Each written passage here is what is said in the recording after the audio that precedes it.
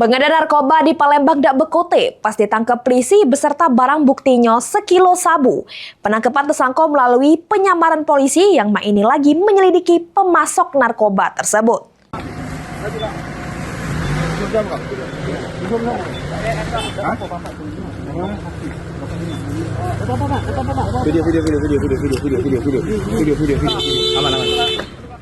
Lanang berinisial F tidak bisa ngelak pas barang bukti narkoba sepaket sabu yang terbungkus jeruk kantong ditemukan di motornya. F ini merupakan pengedar narkoba yang sudah masuk jeru target polisi. Sesudah banyaknya laporan dari warga.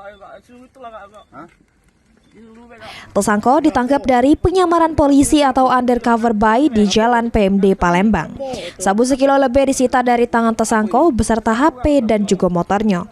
Tersangka kemudian digawa ke Polda Sumsel untuk menjalani pemeriksaan. Dan ini polisi lagi menyelidiki pemasok narkoba pada tersangka termasuk jaringannya.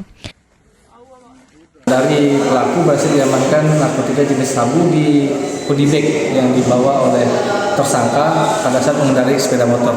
Jadi pada saat dilakukan penangkapan, si tersangka ini akan mengantarkan barang tersebut ke seorang pembeli.